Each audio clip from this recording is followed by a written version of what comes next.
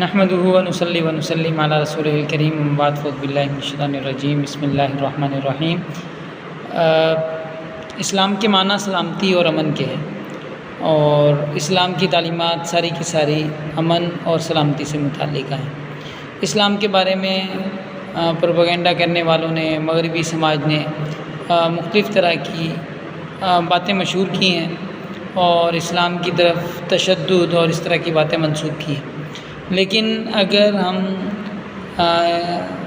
لغت کے لحاظ سے، کلچر کے لحاظ سے، حقیقت کے لحاظ سے سمجھیں کہ کون امن کی بات کرتا ہے اور کون فساد کی بات کرتا ہے، تو آپ دیکھیں گے، آپ کو پتہ چلے گا کہ اسلام امن کی بات کرتا ہے اور کفر فساد کی بات کرتا ہے۔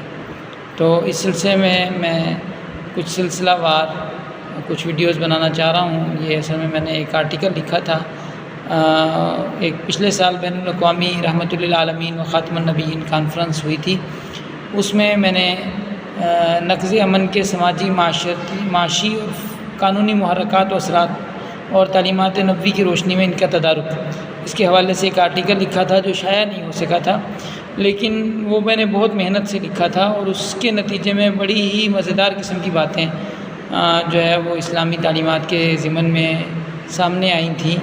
تو میں اس کو انشاءاللہ کچھ ولاگز کے اندر بیان کرنا چاہتا ہوں۔ امید ہے آپ کو سمجھ میں آئے گا انشاءاللہ۔ وآخر دعوانا الحمدللہ رب العالمین۔